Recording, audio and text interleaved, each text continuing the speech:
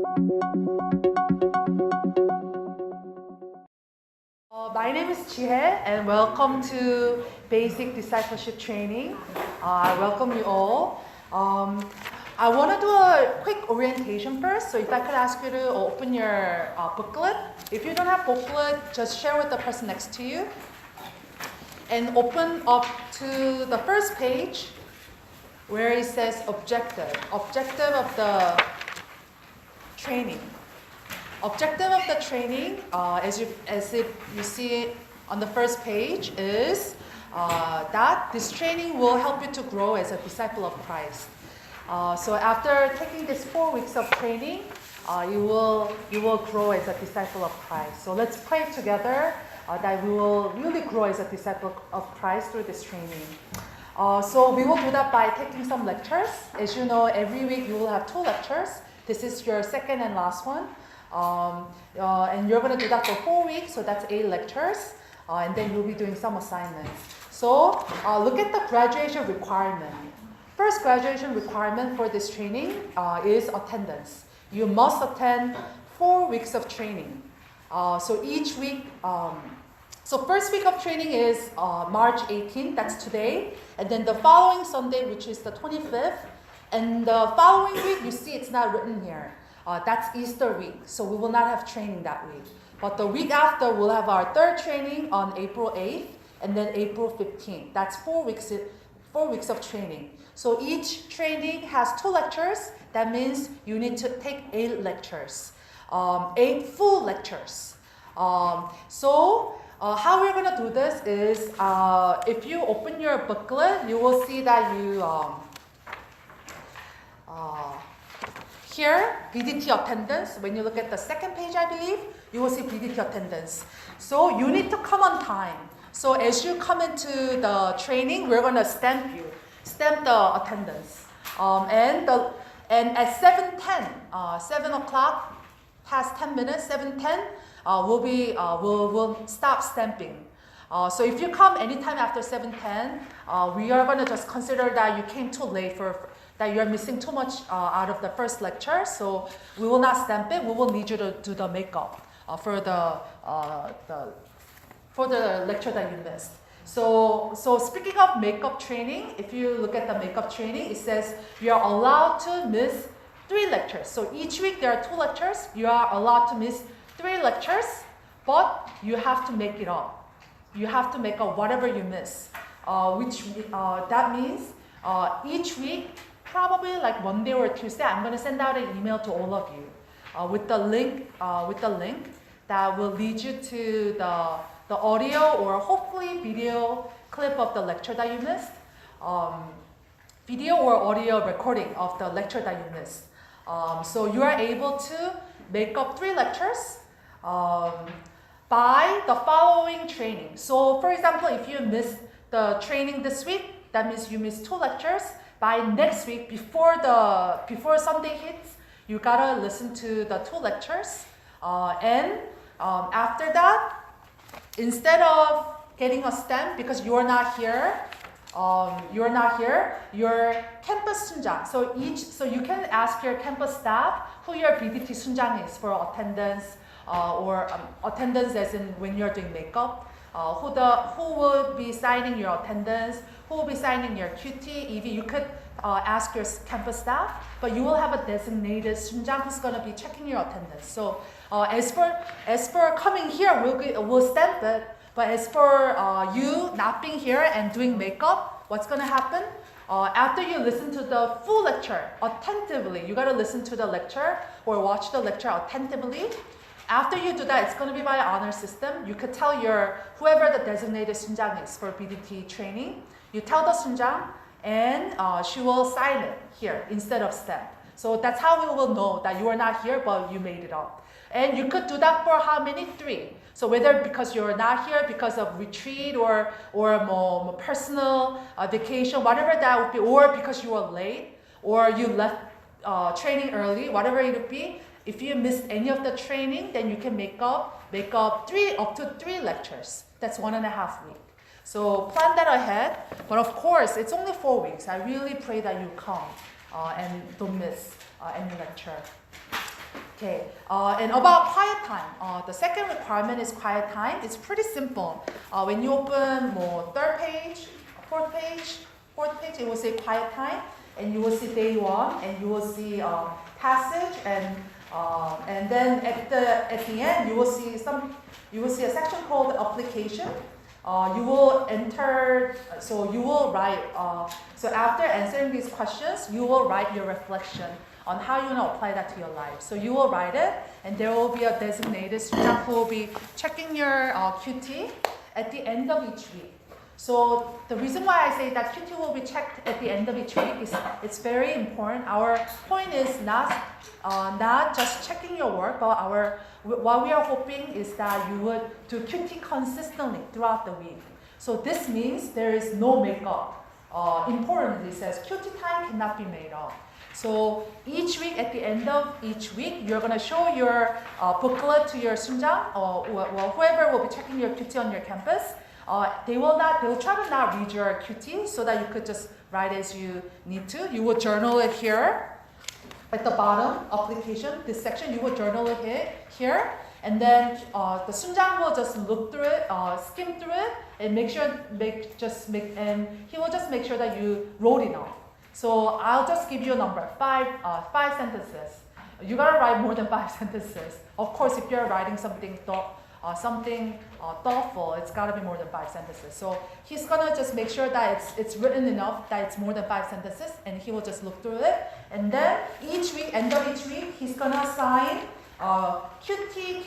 There's something called QT after BDT attendance. You will see QT quiet time check. So he will sign which day ever you did QT, he will sign that at the end of each week so that he can be sure that you are actually doing this every week. And how many times do you have to do it? At least 4 times a week you got to do it. Each week at least 4 times. And we are really hoping that through this that you will build a habit of spending time with God regularly. So do it for that purpose. Okay, and the next requirement is campus evangelism. So we're going to teach you next week. We're going to teach you how to use, how to share. We could share gospel in many different ways, but one of the best way to do it is using a simple booklet that has all the gospel messages. So we're going to teach how to use this booklet. So once you learn this next week, you will learn this next week. After you learn it, the following week you're going to start EV. And do your EV requirement. So what you're gonna do is, if you could look at EV evangelism, it will say witnessing. You see here, observe, and then share up to 10. So you're gonna start by whenever we say you share gospel, we always mean that you're not only sharing the gospel message, but that you actually give the person invitation to receive Christ by praying a prayer. And that prayer, so there's gospel message up to, this booklet has gospel message up to page 9. Page 10 is the prayer. So it's only up to page 10 that the person reads that we count as you actually share the gospel, because you gave that invitation to receive Christ. So when you do the observe student, so after you learn how to share 4 spiritual laws next week, following week you're going to start your witnessing assignment, which starts by observing 2 people. So you're going to observe. You're going to go to one of the witnessing times on your campus, and you're going to observe a sunjang actually sharing 4 spiritual laws up to page 10. And when you observe, you need to observe at least 2 first. After you observe 2 people, you write their name, whoever you witness to, whoever that sunjang witness to, you write that person's name, date, and you have the BDT sunjang sign it for you. And then, so you will do 2 observance. 2 people, you will observe 2 people hearing the gospel up to page 10. Sign it, date it, sign it, and then after that, you are going to share at least to 6 people. You are going to be the one to share gospel. Up to page 10. After you do that, you write the person's name. You have to be the one to share, and then date, and the BDT sunjang who saw you sharing will sign it for you. I'll take questions at the end. And So that's when the sync. And then for spiritual laws quiz, this is the only quiz that we have. We used to have more quizzes, but not anymore. But quiz is for spiritual laws. We believe that if you memorize this, it's gonna really help you when you want to share gospel with someone. So we're not making it difficult for you at all. What we're gonna do is we're gonna ask you to memorize the law statement. Law 1, God loves you and offers a wonderful plan for your life. This is law statement and all the Bible verses. Just the Bible verse and the name of the Bible chapter. So John 3:16, up to that. So you're responsible to only memorize the Bible verse and the law statement. I'll give you more, I'll explain this to you more when the time comes close. But the spiritual law quiz, law statement and all the verses, word for word. So no spelling error, it has to be exactly as it is. And it's simple, it's not that long. And it's just pass or fail. So just memorize it, it's gonna help you in the long run. And you will notice that first, so after you learn about how to share 4 laws next week, the following week is Easter. The week after, when we have our next training, that's after that training, so it will be around about 8:30, 40 p.m.-ish, we're gonna give you the quiz on Law 1 and Law 2. That's page 2 to 5. And there are, I counted, it was about 93 words. You have to, in order to pass, you gotta get at least 74 or more words right. They have to be in the order, right order, no spelling error, exactly in the same order, word for word. And then notice, second quiz will be on the following week, from page 6 to 10. Notice that there are 218 words that you have to get right out of 273 words. So this part is much more than the first quiz. So what should you do? I recommend that you start memorizing it now. It's not that bad. You just have to do that part. And it's going to really, really help you in the long run. Whenever you want to share gospel with someone, it's going to just come out. And it's going to really help you. So do that. The quiz will be on the after the training of that week, April 8th and on the 15th. But your campus staff can arrange, if you request, can arrange a separate quiz on your campus the following week. So you just have to, so you can talk to your staff whether your campus has a quick, can set a date to take the quiz all together. You could do that on campus, but why would you do that? You could just do it here. It just makes things more complicated for your staff. But you could do that the following week on campus. So you could talk to your staff about it. It's just that there is a time period where you have to pass this quiz, which is not really hard. It's really not hard. And then the last requirement is testimony, because we know that testimony helps you to process what you learned throughout the training. We want you to write a testimony, just one page, single space, one page. I'm going to email you a link. You just simply upload it on the link. Upload it at the link that I sent you. So that is the requirement, and then the graduation will be tentatively on Friday, probably at SME, April 27th, or it could be the week after. It really depends on when our banquet is going to be. So so that is the requirement.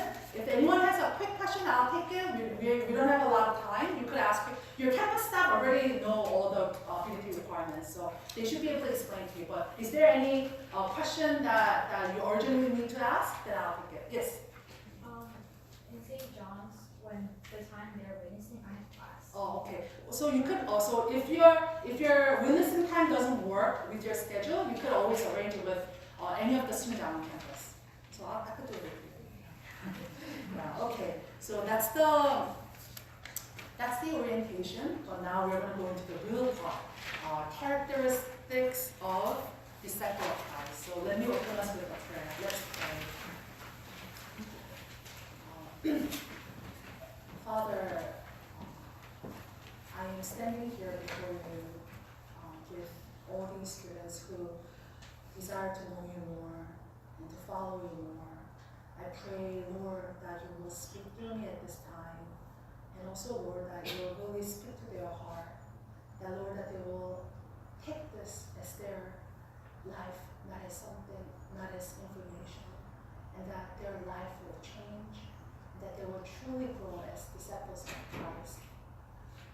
will you be with us at this time? Speak to us, meet with us, Lord. In Jesus' name we pray. Characteristics of disciple of Christ. So today, many Christians claim that they are Christian. Many Christians claim that, yeah, I believe in Jesus. But not many Christians are actually living a life of following Christ. There are not many Christians with the name, with the title Christian, but their life is not Christian at all. Jesus called us to follow him. That's the life of a Christian. Then how do we live this life of a Christian? How do we follow Christ as a disciple of Christ? That's what we're going to look at today. So introduction. So when, Ashley, can I ask you to read? I happen to know your name, so can you read the introduction for us? When we receive? When we receive Christ, many things happen. Our sins are forgiven. We become children of God and the joint heirs of Christ. We begin the great adventure of following Jesus. In the Gospels, those following Jesus are called disciples. This session considers what it means to be a disciple of Jesus. Yes. So, when we receive Christ, we are, yes, I believe that Jesus is the Son of God, and I want him to be my Savior. Yes, Jesus, come into my life. I pray the prayer, I receive him into my life. You know what happens? We are born again. We are born again. And we are like a newborn baby. But what will happen to a baby what will happen to a baby is the whole point of a person born, the whole point of a baby born is not for the sake of being born, right? There's a much more purpose. There's much more purpose than that. The whole purpose of a baby born is not just born. There's a part where this baby will grow and live a life, abundant life. You need to think about this as Christian life. When you are born again, as a newborn baby, after you receive Christ into your life, there is a life that God has purposed you to live. What would happen to this baby if you feed the baby, it grows, but no one trains this baby? I'm a Sunday school teacher. I think about this sometimes. If no one teaches my children at my Sunday school, what would happen to them? I think about that. It's pretty scary because they don't already listen to me. And what would happen if you just leave them as they are? Baby, we're a newborn baby, but if we grow as a Christian, as whatever we want to be, okay, I want to live my life like this. If a baby grows as whatever he wants to be, think about the life that he will live. What a waste of life that is, right? What a waste of life that is. He could have lived an abundant life. His purpose was not only for the sake of just being born, but his purpose was that he will born and live an abundant life. When Christ died for our sin, and we came to believe in him, and we are born again, we have a life that God has given us to live. Abundant life that is beyond ourselves. Abundant life that brings glory to God. As we follow him, we live this full life. That's a Christian life. And that's the life of a disciple of Christ. People who are not only born again, but people who follow Christ and live that full life that God has purposed them to live. So what does it mean to be a disciple of Christ? What does it mean? A, disciples are learners. Disciple, what language was New Testament written in? Yeah, many of you know. Greek. It was written in Greek. In Greek, disciple means learners. So when Jesus said, come follow me, be my disciple, he meant you be my learners. You imitate me, you learn, and you grow. So disciples are people whose hearts are teachable. So if you feel that, I think I know all about Christianity. If you feel that way, you don't have the heart of a disciple. We have to pray constantly. Lord, speak to me, teach me what it means to follow you. And God will teach you more and more what it means to follow him. Disciples are learners. All throughout his life, God teaches him through the word, through mentors like pastors, and your small group leaders, through your spiritual mentors, throughout your life, God is going to speak to you, teach you how to follow Him, how to submit to Him. He's going to teach you how to live your life as a Christian, as a disciple of Christ. You are willing to learn from Him and grow in Him as you learn from Him. That's the heart of a disciple. Learners, people who are teachable. So we need to pray for that heart. Time to time, whenever we feel that we know everything, we gotta pray that we would have the true heart of a disciple, whose heart is open to be teachable.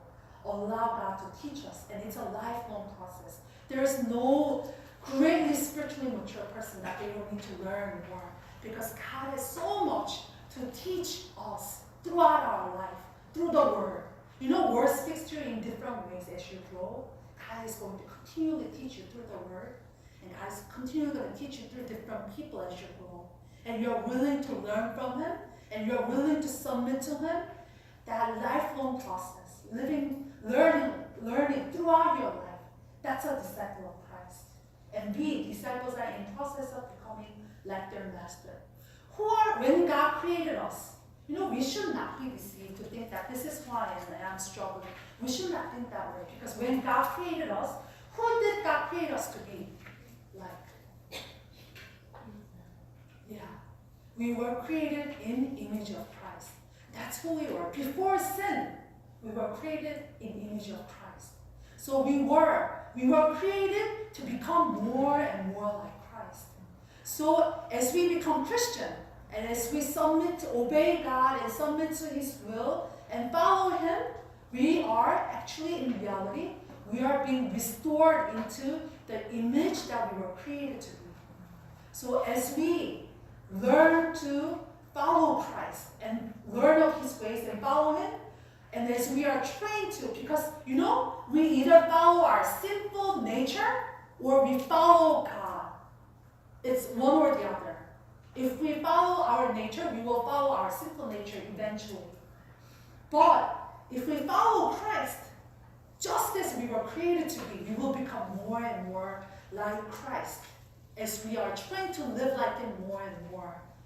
In number 2, it says, increasingly as we follow Christ, our character, how we treat others, how we view others, view the world, view God, our character will become more and more like Christ as we were created to be.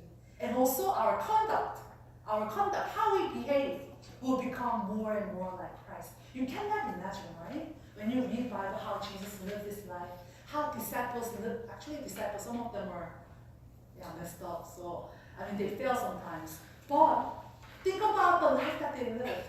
We could live like them more and more. Our conduct will become more and more like Christ. Our character will become more and more like Christ. And we will be committed more and more to be more like Him in His character and His conduct more and more. Disciples of Christ, they are restored into the image of Christ as they were created to be. And then let's look at some characteristics of disciples. Let's look at Matthew 22, verse 36. Elizabeth, would you like to read the verse for us? Matthew 22 to 36. Teacher, which is the greatest commandment in the law? Jesus replied, Love the Lord your God with all your heart and with all your soul and with all your mind. This is the first and greatest commandment, and the second is like this. Love your neighbor as yourself. All the law and the prophets hang on these 2 commandments. Yes. So what would be the characteristics that you will see in a disciple of Christ? These. That we will love God with all of our heart, soul, and mind. And that will become more and more evident in our life. And not only that, some people are just interested in God, but God's commandment is not only that we will love God, but that we will love others like ourselves. So disciples of Christ who are loving God, their heart also grows for others. And they start to love others as themselves. You will see that character in them more and more. Because, why? Because God not only loves us, but also God loves others.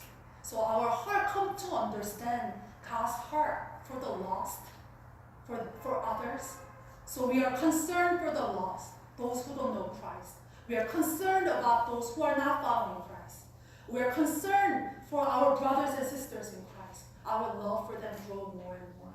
So it is never about, as you follow Christ, it will never be about just you growing in your knowledge of Bible. Never. It will never be about that.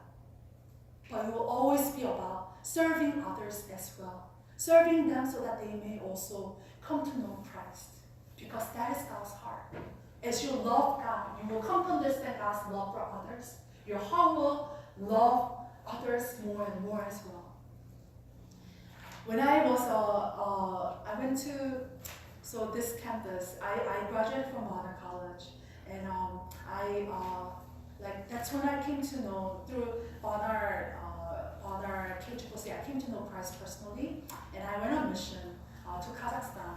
But I was a really selfish Christian. I was a very young Christian. I went on mission to Kazakhstan, but I did not really think much of the people there. All I thought about was, it's so hot, I want to go home. That's all I thought about. I feel really bad. But at that time, I was so young in my faith, that's all I thought about. I love God, He answers my prayers, but I wish I didn't have to be here. I remember thinking that. But on the last day of mission, as I was leaving that city, I went to a rural area. So I had to take the train to the city and then take the plane back to the States. But on the day that we were leaving that town, I was on the train. And then I was looking at these people. We did English club with these students, and that's how we share gospel. But I didn't share gospel with anyone because I was so focused on myself. On that day, I was just sitting down and looking at these Kazakh people. They were waving at us, but I was just looking at them, and suddenly I started to tear, and I started to break down. And before I became a Christian, I became Christian really late. Before I came to college, right before I came to college, I was not emotional at all before I became a Christian.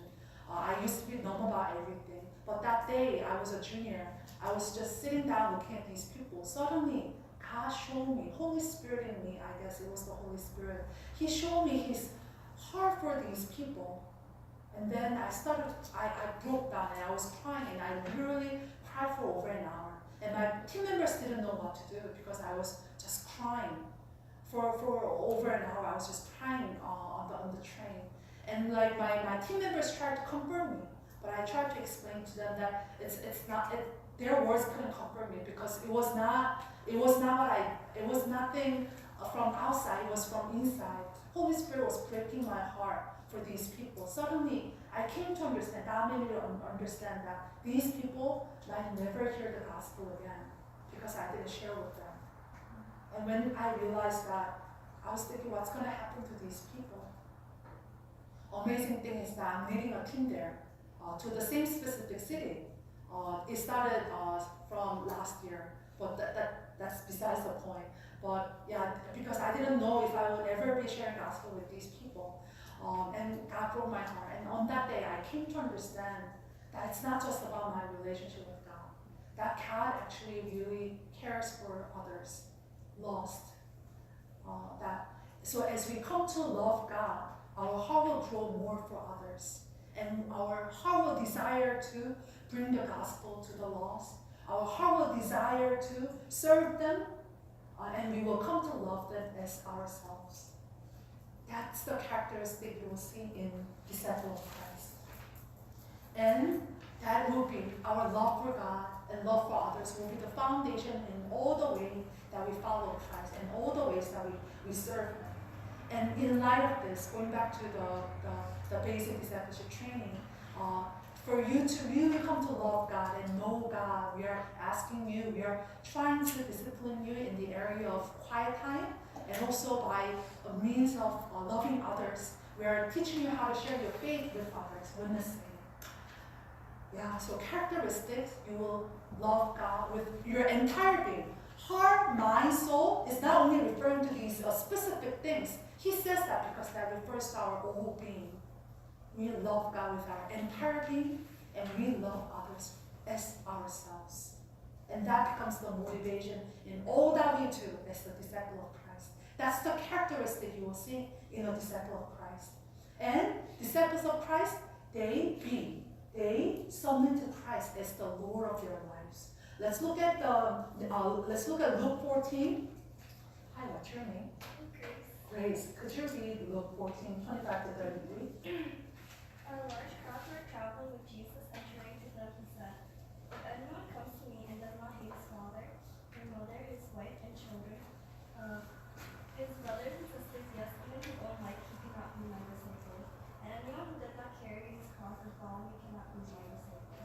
Suppose one of you wants to build a tower. Will he not first sit down and estimate the cost to see if he has enough money to complete it? Or if he lays the foundation and is not able to finish it, everyone who sees it will ridicule him, saying, 'This fellow who began to build and was not able to finish.' Or suppose a king is about to go to war against another king.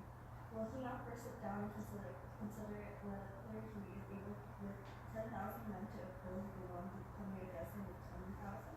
If he is not able, he will send a delegation while the other is a long way off and will ask for terms of peace. In the same way, any of you who does not give up everything, he has not become my disciple." Yeah. This is why many Christians are not really following Christ.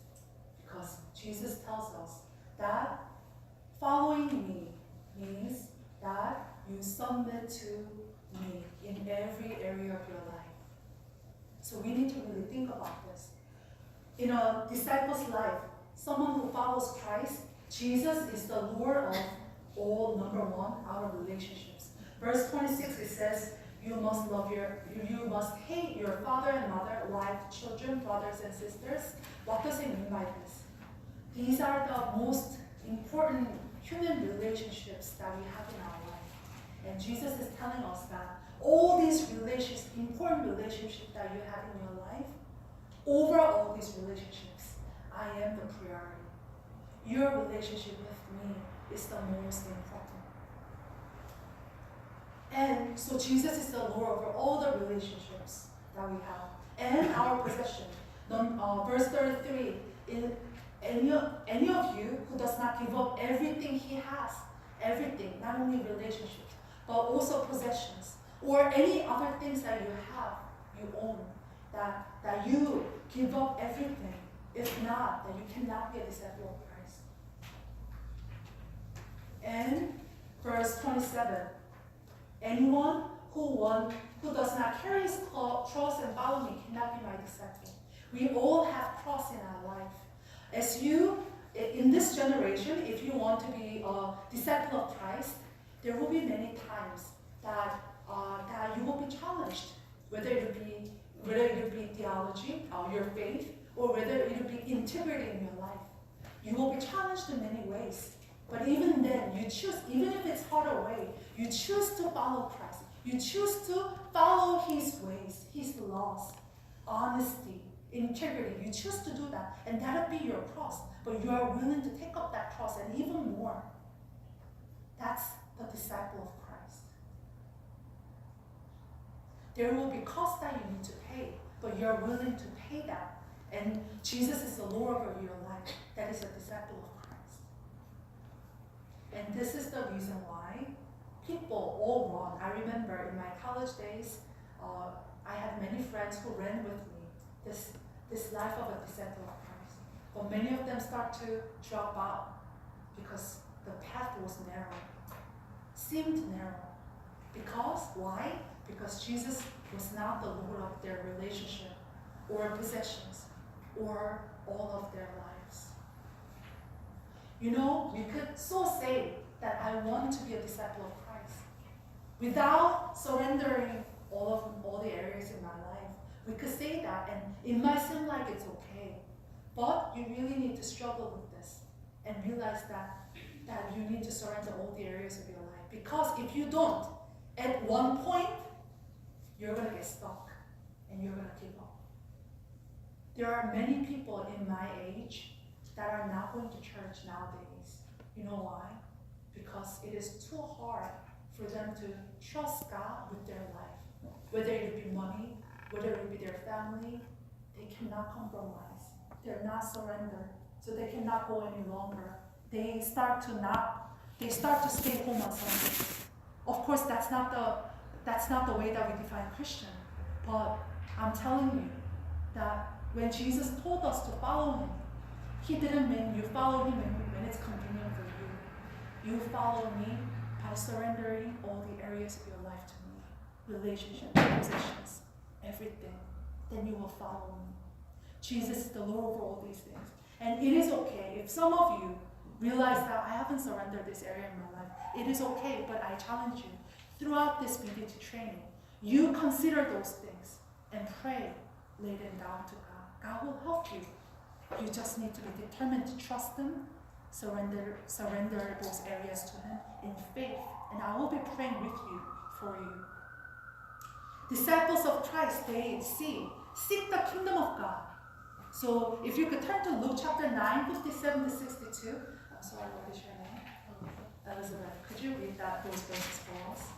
Disciples of Christ, they are not only having Jesus as the Lord over their life, but they seek the kingdom of God as their priority.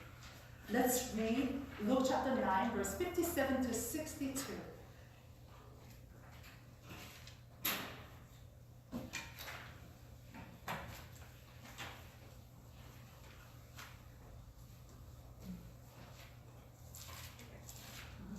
As they were going along the road, someone said to him, I will follow you wherever you go.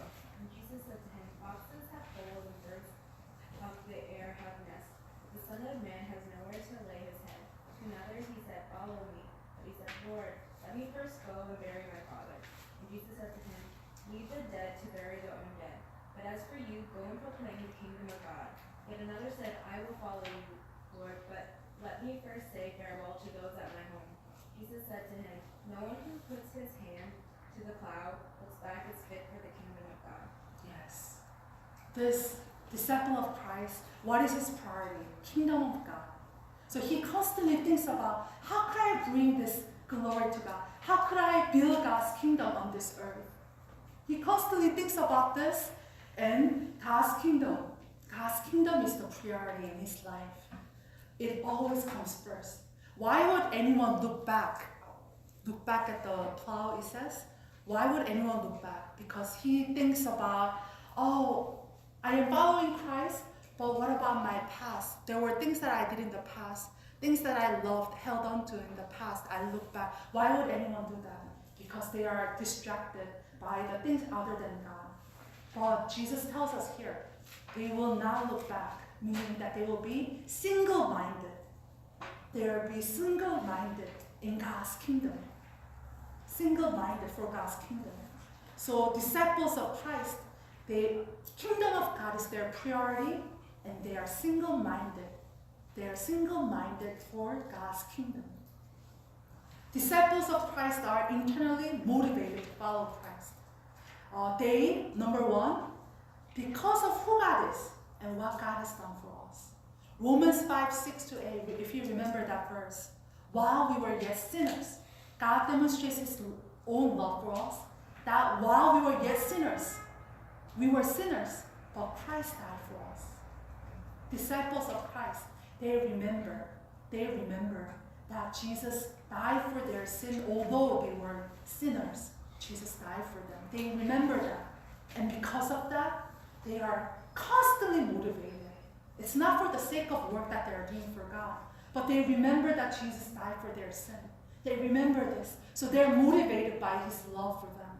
That they're motivated to follow and serve Christ because of what he has done for them on the cross.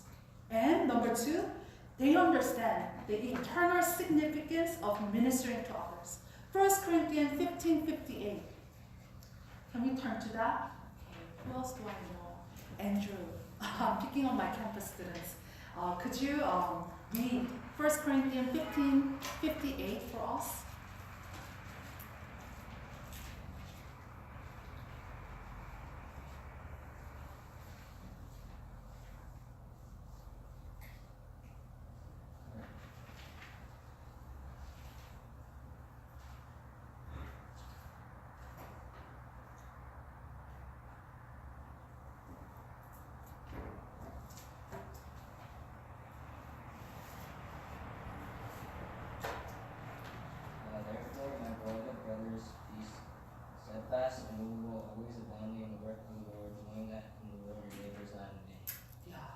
knowing that your labor is not in vain. Paul tells us that disciples of Christ, they know the eternal significance of the God's kingdom work that they do. They know the eternal significance. So no matter how much they labor, they know that it's not in vain, that it is all counted, whether visible or not visible. It is all counted for God's kingdom. It is all counted to save lives for God's kingdom. He understands that, so he labors because he understands the eternal significance there is in serving God and bringing gospel to others. I'm sure that many of you attended higher calling. Right before higher calling, we had the prayer meeting. I forgot what did we call it? HIP, higher calling intercessory prayer. Yeah, one student came by. She graduated already. She came by and said, "Oh, Jihye, you're praying for higher calling. I'll pray with you." And I was so shocked because she graduated, and this person, she gave me a really hard time. I was her campus staff. She gave me a really hard time. Whenever she would come to a large group, she had this very unhappy look on her face. And whenever I asked her, "Hey, do you want to take BDT or do you want to read the word with me?" She would get so mad, and she just didn't like. But I don't know how I think her friends kind of dragged her to a large group. But she really argued with me a lot and gave me a really hard time. She has a strong personality too. So I had a really hard time, and I wasn't sure whatever I was how I prayed for her. I wasn't sure if this was. I felt as though I don't know if my energy and my prayer for her is really being used for her. I don't know if that's helping her. That's how I felt.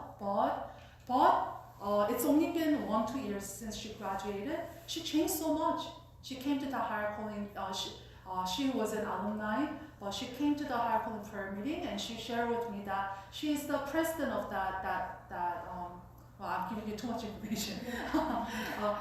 She became the president, student president of a major Christian church in Queens, because she is so fired up for God. And I was thinking, wow, God, I was struggling, but God, you really used my prayers, little things that I did. And I have countless stories like that. I have these little brothers I took on mission. Now I see that he was so young back then. Now at his workplace, he shares gospel. He's praying for his boss to share gospel with the boss, and he's really living a life of a disciple. Although he was so young in his faith back then, every work that we put in counts toward God's kingdom. Disciple of Christ knows the eternal significance of the labor that we do for God's kingdom. So they labor for God's kingdom, whether it be bringing the gospel to others, whether it be helping others to know Christ more.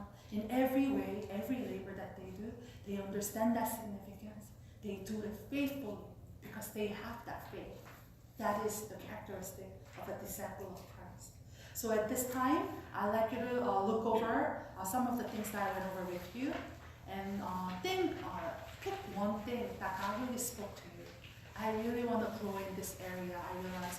Or I really want my heart to really change because I want to be a disciple of Christ in this area. So think about it and share with the person next to you what it is. Share with the person next to you, and then you could pray for each other. I'll give you 2 minutes, 2 minutes too short, 3 minutes to do this.